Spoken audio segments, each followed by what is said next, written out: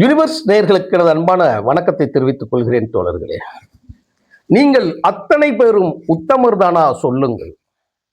ஒரு பாடல் இருக்கு இல்லையா, அப்படியே பயங்கரமா ஆடி பாடு உணர்ச்சி வசமா பாடுவார். இது அரசியலுக்கு இன்னைக்கு பொருந்தும். எதுக்கு பொருந்தும்னா, 3 எம்எல்ஏக்கள் ராஜினாமா செஞ்சு நேரடியா போய் விஜய் கட்சி தவக்கால போய் சேர்ந்துருக்காங்க. தவக்கால போய் தத்தி தத்தி போயிட்டாங்க. இப்போ என் கையை பாருங்க, என் கையில் இந்த ஓட்டு போட்டிருக்க இந்த மை இன்னும் அழியலை. அழியறதுக்குள்ள எம்எல்ஏ போய் கட்சி பதவியை ராஜினாமா பண்ணிட்டார். விஜய் தன்னுடைய 2 தொகுதிகளில் இருந்ததுனால ஒரு பதவியை ராஜினாமா செய்யணும். அது சட்டத்துப்படி பண்ணிட்டாப்ல. இவர்களுக்கு என்ன நடந்துச்சு? மக்கள் வாக்களித்தது இன்னொரு சின்னத்துல ரெட்டலையில நின்று வாக்களிச்சிருக்கிறாங்க. இப்ப நேரடியா போய் ஜெயிச்சுட்டாங்க, உள்ள போயிட்டாங்க. யாரு? ராஜினாமா. இவங்க தான். என்னார்னா, மதுராந்தகம் தொகுதியில் இருக்கக்கூடிய மரகதம் குமரவேல் அப்படிங்கிற ஒரு ஆளும், தாராபுரத்தில் இருக்கக்கூடிய சத்யபாமாவும் எம்எல்ஏ, நான் சொல்றதெல்லாம் எம்எல்ஏ பெருந்துறை ஜெயக்குமார். அதாவது மதுராந்தகம் மரகதம், தாராபுரம் சத்யபாமா, பெருந்துறை ஜெயக்குமார் 3 பேரும் கட்சி சேர்ந்தாங்க. இவங்க யாருன்னு கேட்டீங்க அப்படின்னா, விஜய்க்கு நம்பிக்கை ஓட்டெடுப்பு நடந்தது இல்லையா, அப்போ வேலுமணி அவர்களோட போய் ஆதரவு கொடுத்து பேசினாங்க. இவங்கெல்லாம் அதிமுகவின் அதிகாரப்பூர்வமான வேட்பாளர்கள். அப்போ விஜயை பத்தி அவர் செஞ்சது தப்பு தானங்க அப்படிங்கிறது. அதுக்கு எல்லாரும் பேசுறதுக்கு எல்லாரும் இருக்காங்க. நான் தேவை கிடையாது, மதியழகன் தேவை கிடையாது. உங்களுக்கு என்னையா யோக்கியம் இருக்கு? நீ என்ன விதைத்தாயோ அதை நீ அறுவடை பண்ணிக்கிட்டு இருக்கிய.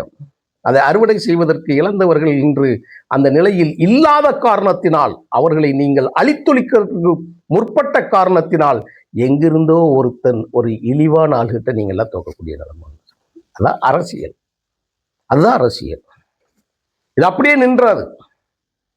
நீங்க தன்னை அழிப்பதற்கு யாரும் இல்லை, என்னை எதிர்ப்பதற்கு யாரும் இல்லை, கண்ணு கட்டிய தூரம் யாரும் இல்லை என்று பேசியவனெல்லாம் பேசிய வாட இருக்கவங்களே அடுத்த தேர்தலில் காணாமல் போயிருக்காங்க.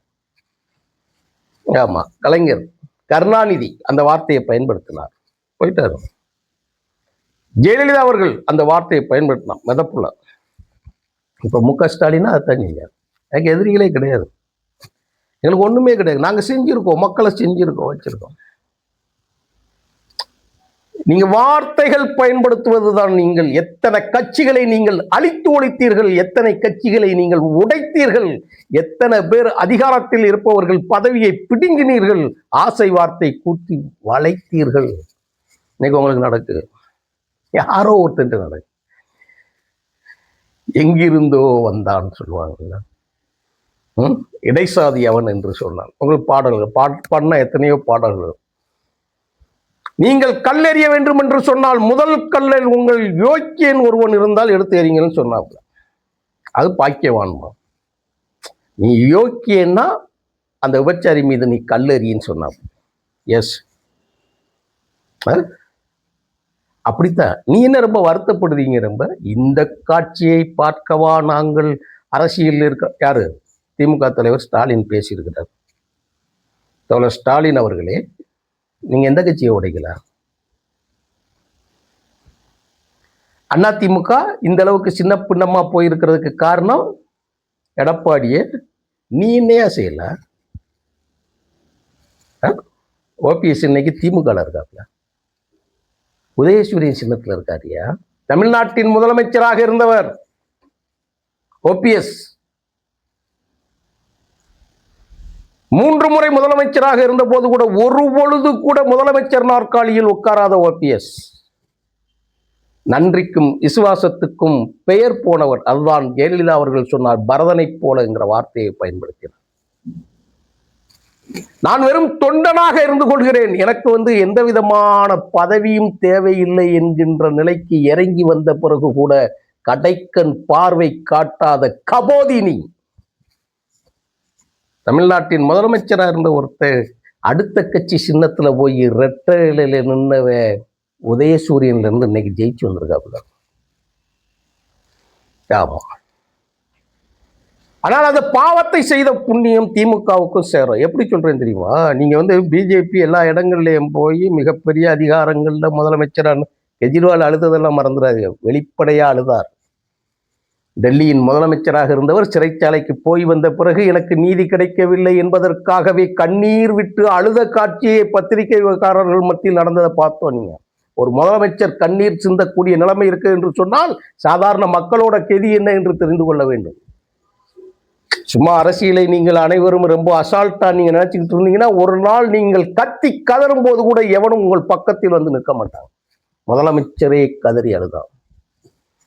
அப்படி ஓபிஎஸ் அழுதாப்லே முதலமைச்சர் நாற்காலியிலேயே உட்காராம இருந்த ஒரு மனிதனை கொண்டு வந்து நீங்க எப்படி கொண்டு போய் சேர்த்துருக்கீங்க? உனக்கு விசுவாசமாக இருந்தானே கடைசி வரைக்கும் நீங்க அதிமுக கட்சியிலே சேர்க்கலையே. அதே மாதிரி பிஜேபி கட்சிக்கு போய் சேர்ந்த உடனே அவர்கள் எல்லாம் எப்படி புனிதவார்கள் மாறுகிறார்களோ, எப்படி நீங்க அங்க போயிட்டீங்கன்னு என்கிட்ட வந்துருங்க, எல்லாம் நாங்க வெள்ளாவில வச்சு வெளுத்து அப்படியே காய வச்சு ஃப்ரெஷ்ஷா உங்களுக்கு அனுப்பிடுவோம். திமுக தலைவர் ஸ்டாலின் அவர்களே முதலமைச்சராக இருக்கிற பொழுது கூட நீங்கள் அதை தானே செஞ்சீங்க. நீங்க அது மறந்துட முடியுமா? அதனால உங்க கூட இருக்கக்கூடிய கூட்டணி கட்சிகளே போயிடுச்சு. அதாவது எடப்பாடி கூட இருக்கிற எம்எல்ஏக்கெல்லாம் அவங்க போனாங்க. திமுக கூட இருக்கிற கட்சிகளே போயிடுச்சு. கம்யூனிஸ்ட் வெளியே போயிட்டாங்க. கட்சியே போயிடுச்சு. அப்படியே போயிடுச்சு. நீங்க எல்லா கட்சியும் உடைப்பீங்க, சிதைப்பீங்க. முஸ்லீம் லீக் உடைச்சிங்க. இந்த பாருங்க, விடுதலை சிறுத்தைங்கிட்ட போயிடுச்சு. இந்த பனையூர் பாபு வெளியேறி போயிட்டாப்ல. பேசணும், எல்லாரையும் பேசலாம், வைக்கலாம். என்ன செஞ்சீங்க அப்படிங்கிறது அதோட விதி இப்பொழுது உங்களுக்கு சேருகிறது. நீங்க உங்க கட்சியில சேர்ந்தா எங்கிட்டு போயிடுவாங்க? செந்தில் பாலாஜி யாரு? சிறைச்சாலையில் 400 நாட்களுக்கு மேலாக உள்ளே இருந்து வந்தவர். பெரிய தியாகி கேஸ்களை போயிருக்காரு. குற்றச்சாட்டு இருக்கு இல்லையா? அவர் மேல கம்ப்ளைண்ட் இருக்கு இல்லையா? நீங்க மேடையில் வெளிப்படையாக நீங்க பேசினீர்களா, பேசவில்லையா? எப்படி உங்கள் இயக்கத்திற்கு வந்த பிறகு அவர் புனிதனாக மாறுவார்? உடனே எம்எல்ஏ சீட்டு. தனிப்பட்ட முறையில் சொல்ல, அரசியல் ரீதியாக மட்டும்தான் பேசுகிறப்ப அவர்கள் இருந்த வழக்கு என்ன ஆயிற்று? ஆட்சிக்கு வந்த உடனடியாக நாங்கள் வழக்கை தூசி தட்டி எடுத்து தண்டனையை பெற்றுத் தருவோம் என்று சொன்ன எடப்பாடி இன்னைக்கு வரைக்கும் எதிர இருக்காங்க. 2 பேரும் கூட்டு சேர்த்தீங்களா? பிளட்டி ராஸ்கல்ஸ் பேசுவாங்க இல்லையா? கூட்டு சேர்றீங்களா? வச்சாண்டா ஆப்பு கக்க நித்யானந்தா சிரிப்பான் பத்தியில வச்சாண்டா ஆப்பு அப்படின்ன மாதிரி மக்கள் பார்த்து கொண்டுதான் இருக்கிறார்கள். அதான் நான் சொல்றேன். நீங்க உங்ககிட்ட இருக்கும்போது புனிதம் இங்கிட்ட இருந்து வந்ததுன்னு. இந்த 3 பேர் உடனே விலகிட்டாங்க அப்படின்னா, மரகதம், திலகபாமா, ஜெயக்குமார் 3 பேர் விலகிட்டாங்க அப்படின்னா, நீங்க இதையெல்லாம் பார்ப்பதற்குத்தான் நாங்கள்லாம் அரசியல். அப்ப நீங்க 2 பேரும் உங்களை தாண்டி யாரும் வந்துடக்கூடாது. அரசியல்ல இருக்கட்டுமே, அவங்க தான் விளையாண்டு பார்க்கட்டுமே, நீங்களும் பாருங்க. நாங்கள்லாம் ஓஞ்செல்லாம் போகல, பார்க்கறது. I am waiting. விஜய் ஒரு படத்துல சொல்லுவாங்கல்ல, ஐ எம் வெயிட்டிங் அப்படின்னு. எத்தனை கட்சியை சின்ன பின்னமாக்குனீங்க? ஜெயலலிதா எத்தனை கட்சியில சின்ன பின்னமாக்குனாப்ல? இன்னைக்கு இருக்காரே தோழர் தமிமுன் அன்சாரி என்ன செஞ்சார்? அவரு ஜவாஹிருல்லா ஏற்கனவே முஸ்லீம் லீக் பல கட்சியா இருக்கு, எஸ்டிபிஐல இருந்து பல இதுகள்ல இருக்கு. அதுல ஜவாஹிருல்லா எதிர்த்து கேட்டான்னு சொல்லி அதை உடைச்சு அதை தூக்கிட்டு போய் தமிமுன் அன்சாரியை தனியா வச்சுங்க. ஃபார்வர்ட் பிளாக் முத்துராமலிங்க தேவருக்கு முன்னால் நேதாஜி காலத்தில் இருக்கக்கூடிய அவர்கள் பவுல் பண்ணாத அந்த கட்சியை சிதைச்சு எங்க கொண்டு வந்தீங்க? கார்த்திகை கொண்டு வந்தீங்க. கடைசியில் கருணாசில் நிற்கீங்க. என்ன காரியங்கள் நீங்க பண்ணீங்க? இன்னும் சொல்லலாமா? அப்படி சாதிக்கு ஒரு கட்சி, நீதி பேசலாமா நம்ம? அப்படிலாம் அது இப்போ உங்களுக்கு நடக்கு. எவனோ ஒருத்தன் வந்தா, எவனோ ஒருத்தன் போனா, நேற்று வரைக்கும் கட்சியில இருந்து நீ விரட்டி விட்டாலும் அவங்களே உங்களை தோத்து கிடிச்சிட்டாங்களே. இதெல்லாம் சும்மா ஆணவத்துல, அதிகாரத்துல நகைச்சுவையெல்லாம் பேசலாங்க. சீரியஸா சொல்றோம். அரசியல் எப்படி சாக்கடையாகும்? உங்களை மாதிரி ஆளுகளால் தான் சாக்கடையாது. அடுத்த கட்சியில ஒருத்தன் மினுக்கென்று இருந்து விட்டால், அடுத்த கட்சியில் இருந்து ஒருவன் பதவிக்கு வந்து விட்டால், அவன் வெற்றி பெற்று விட்டால், மக்கள் மத்தியில் அவர்கள் செல்வாக்காக மாறிவிட்டால் என்று சொன்னால் உடனே நீங்க விலைக்கு வாங்கிடுறீங்க. அதுதானே செஞ்சீங்க. இப்ப அதுதான் நடந்திருக்கு. நீங்க என்ன செஞ்சீங்களோ அதுதான் நடந்திருக்கு. நான் ஒரே ஒரு விஷயத்தை சொல்லட்டுமா தோழர்களே? ஒரே ஒரு விஷயம் சொல்லட்டுமா? ஜெயலலிதா அவர்கள் இறந்தாங்க. முக ஸ்டாலின் அவர்களின் சட்டையை கிழிச்சது யார்?